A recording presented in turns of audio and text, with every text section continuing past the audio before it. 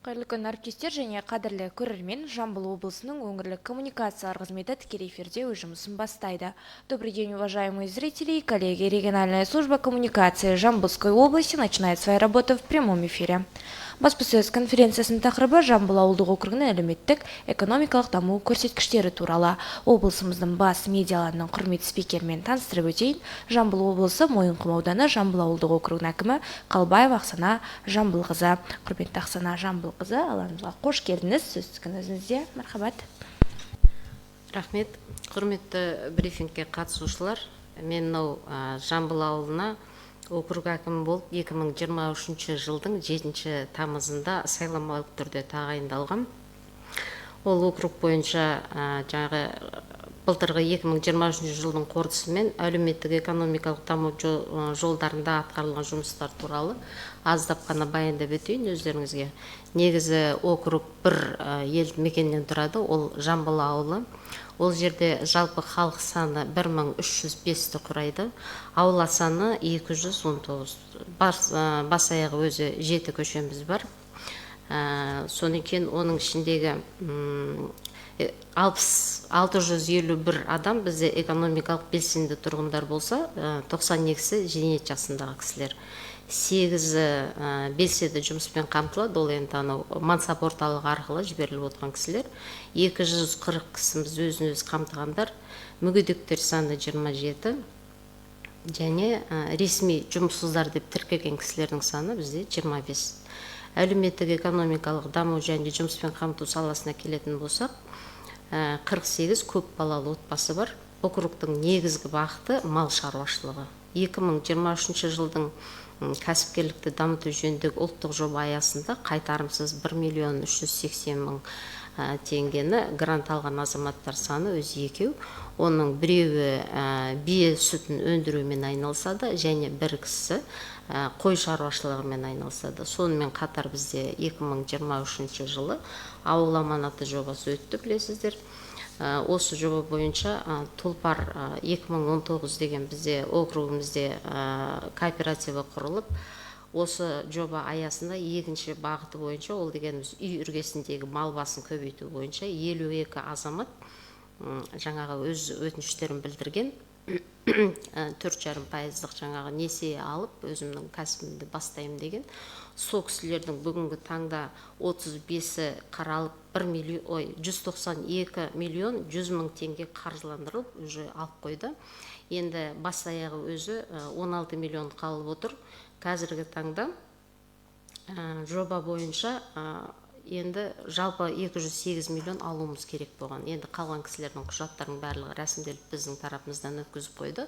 Оның барлығы енді мынау келешекте алатын болады. Енді мансап орталығының жұмысына келетіндей болсақ, бізде негізі 2023 соңына дейін 8 адам жұмыспен қамтуды белсенді шараларын тартуға жоспарланған болатын. Белсенді жұмыстарға сол кісілердің барлығы 100% жұмыспен қамтылды. Енді 2023 жылдың қорытындысымен Жамбыл округіне жаңа форматтағы атаулы әлеуметтік көмекке бір отбасы өтініш білдіріп, сол отбасының 7 мүшесі, яғни оның 5-еуі бала, 72 мың теңге көлемінде балалар тағамына және жуғыш заттар, жаңағы жууға арналған заттар, сондай-ақ мемлекеттік әлеуметтік пакет тағайындалған. Енді бір адамға біздің ауылда өмірлік қиын жағдайға байланысты, туберкулез ауруына байланысты мемлекеттік көмек тағайындалған. Мүгедектердің саны бізде 6 кісі, қажетті мүгедектігі бар 6 адамға арнайы гигиеналық құралдармен, 2 адам оңалту орталығына, 5 адам протез ортопедиялық құралға, 2 адам санаторлық курорт емдеуімен қамтамасыз етілді. Өзін-өзі жұмыспен қамтылған халықтың негіз бөлігі құрылыс саласында жұмыс жасайды. Бізде құрылыс саласы өте жақсы дамып келе жатыр. Шағын және орта кәсіпкерлікті дамытуға мемлекет тарапынан жыл сайын қаржы қаралуда. Бізде округте барлығы 45 жеке кәсіпкерлік бар және 33 шаруа қожалықтар. Олардың әрқайсының өздерінің жаңағы жерлері бар, малдары бар, шаруа қожалықтар өздері өз кәсіптерін домалатып жатыр. Енді ауыл шаруашылық саласына келетін болсақ, жалпы округте 4900 бас мүйізді ірі қара бар. 11 мың бас қой ешкі, 1482 бас жылқы, 227 бас түйе және үй құстар, 1000-ға жуық үй құстары бар. Өткен жылға қарағанда енді мал санды өсімі 10%-ды көрсетіп тұр. Ол дегеніміз жаңағы алып жатқан кредитке байланысты жаңағы ауыл аманаты жобасының алған ақшасына байланысты болып тұр. Біраз ауылдың жағдайы жақсарып келе жатыр. Енді денсаулық сақтау саласына келетін болсақ, Жамбыл дәрігерлік амбулаториясы орналасқан бізде орталықта. Негізі жобалық сыйымдылығы 30 келушіге арналған. Ғимарат 2009 жылы пайдалануға берілген. Бір қабаттан тұрады. 2021 жылы күрделі жөндеу жұмыстарынан өтті ол жер.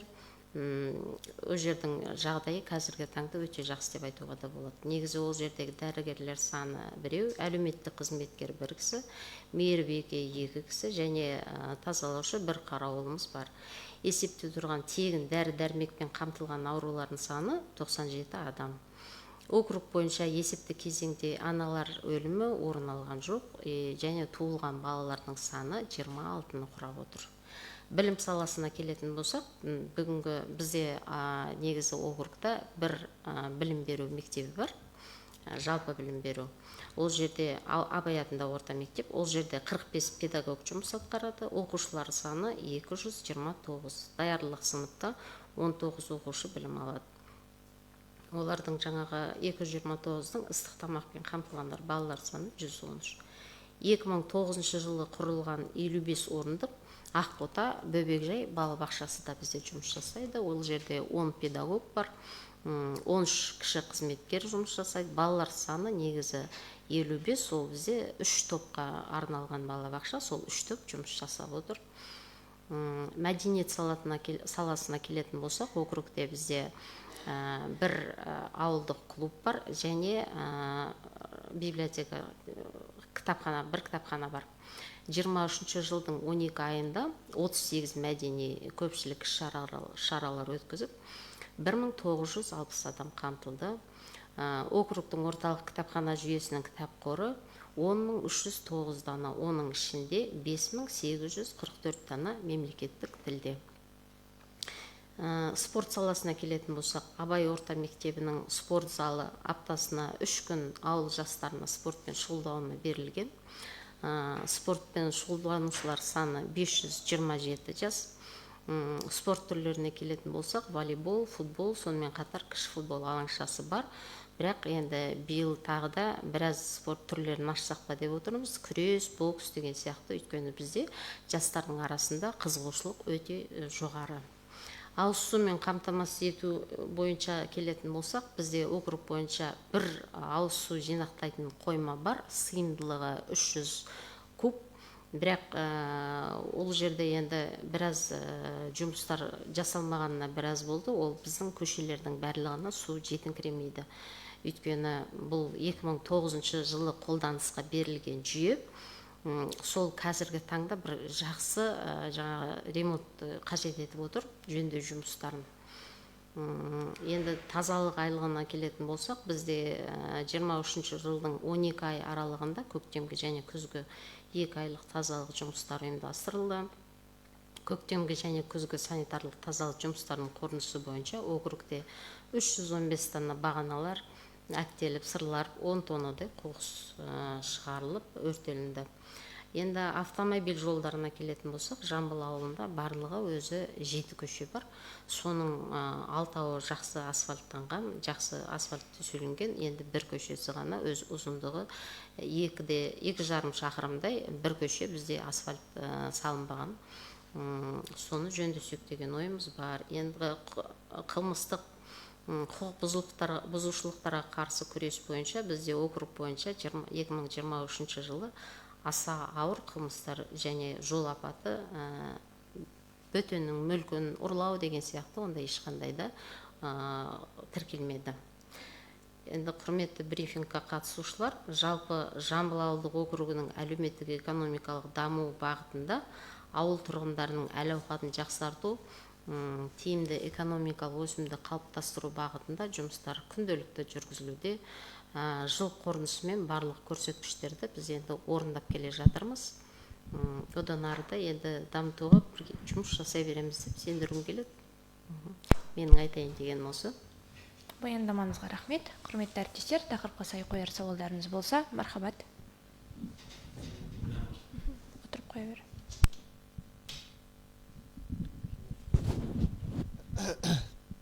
Жамбыл инфо ақпараттық агенттігінен Мажан Орынбасар. Ақсана Жамбылқызы, бағана айтып өттіңіз, соңында қылмыспен күрес жайлы биыл ешқандай, өткен жылы ешқандай қылмыс болған жоқ деп. Оның алдыңғы жылы немесе биыл тіркелді ме? Енді 2023 жылдың ақпараты ғой, ешқандай да тіркелмеді деген. Биылғы жылы, мынау 2024 жылда әлі ешқандай да тіркелген жоқ. 2022 жыл болып беді? 22 жылы бізде бір көлік апаты тіркелді. Көлік апаты болғанда ол жаңағы көшеде кетіп бара жатқан малды қағу ғой. Ал басқа бұндай қылмыстық бізде жағдай орын алған жоқ. Ұрлық жоқ ондай. Енді кереметтей бізде бұзықшылық жасайтындай ауыл емес, ауылымыз өте жақсы, мақтанып қояйын осы жерде. Жауабыңызға рахмет, әріптестер. Өте жақсы ауыл. Қайырлы күн, журналист Ардана Жарылқасын. Жалпы әлеуметтік желіден оқыған ақпарат бойынша ауылға ауызсу 1 сағат қана беріледі екен, иә? Жалпы бұл мәселе қалай шешіліп жатыр? Қай жылы шешіледі? Бюджет қай жақтан бөлініп жатыр? Мен енді жаңа өздеріңізге айтып кеттім ғой, негізі ауызсу құбыры имараты 2009 жылы соғылған бізде. Содан бері бір жақсы жөндеу жұмыстары өтпеген. Енді соны қайтсек те биыл күрделі жөндеу жұмыстар жасаймыз деп проектісін сметалық құжатын дайындап қойдық 294 миллионға. Бірақ енді ол жерде ауданның шамасы келмейтін болған екен, біз енді заявканы облысқа беріп отырмыз.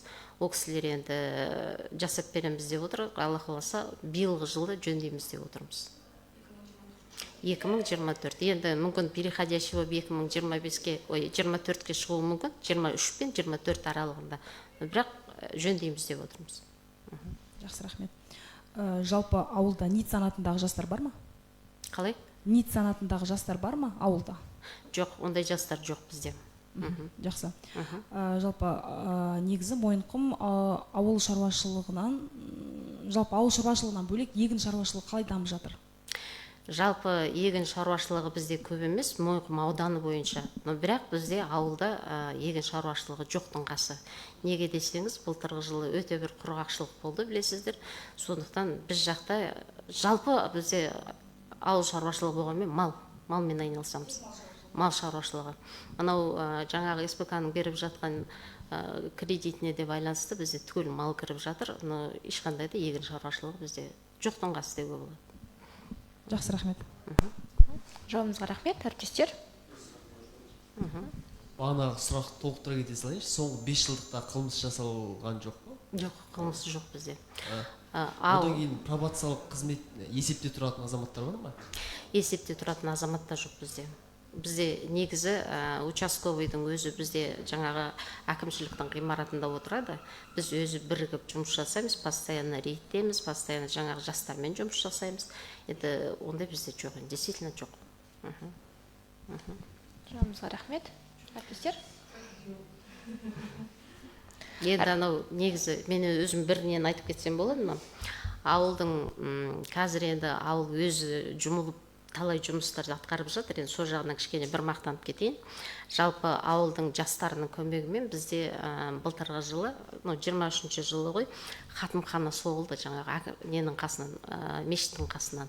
Жалпы ауылда бізде ешқандай да жаңағы үлкен орындар жоқтан, мына кісілердің барлығы бірге жиналып жаңағы өткізетін іс-шараларын өткізетін. Сонымен ауылдың жастары қосылып бір керемет хатымхана соқты. Қазір бір рахат болды, ауылдың барлығы қысы, жазы сол жерде. Одан бөлек енді жақын арада біз жаңағы не жасасақ деп отырмыз, бір жай жатқан ғимарат тұр еді, ескірген. Соны жөндеп жаңағы жастарға мектептің спорт залы өз алдына ойырға арғарата жұмыс жүргізе береді ғой. Одан бөлек жаңағы ескі ғимаратты жақсылап жөндеп, боксты жаңағы нені сүйерге берсек деп еді, күресті несін зал қылып кәдімгі жасап берсек деп, именно осы жастар қолға алып жатыр соның барлығын. Бір риза болатындай жағдай деп отырмын да. Рахмет. Әріптестер. Жалпы осы Мойынқұм ауданы бойынша 2023 жылы ұлттық бірыңғай тестілеуден көрсеткіш қандай болды? жалпы қаншасыншы орын? жалпы Мойынқұм ауданы бойынша қазір енді точно есімде жоқ, бірақ біз ортасындамыз. Ал енді жалпы ауыл бойынша бізде 5 бала ұбт тапсырды. 5 баланың бізде біреусі неге Алматыға, Казынуға грантқа түсті. Қалған кісілер жаңағы платныйда. Бір кісі грантқа түсті. Негізі бас аяқ тапсырған 5 бала өзі. 11-ші сыныпта бізде өзі 3 бала.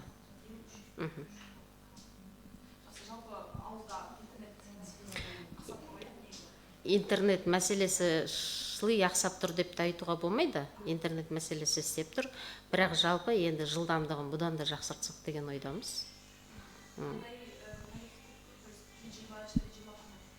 Бізде қазір пока 3G жұмыс істеп тұр. Енді 4G бар деп айтуға болады, бірақ енді жақсы емес. Но 3G жақсы жұмыс істеп тұр. Әрине, сол интернетпен сонымен отырайық. Жауабыңызға рахмет, әріптестер. Әріптестер, қосымша сауалдарыңыз болмаса, баспасөз конференциясын тәмамдаймыз. Құрметті Ақсанар Жамбылқызы, алаңымызға келіп тақырып аясында толық ақпарат бергеніңіз үшін алғысымызды білдіреміз. Құрметті көрермен, тақырыпқа сай туындаған сауалдарыңыз болса, Жамбыл облысы өңірлік коммуникациялар қызметінің әлеуметтік желідегі парақшаларына немесе WhatsApp желісіне жолдасаңыздар болады. Аман, сау болыңыздар. Рахмет.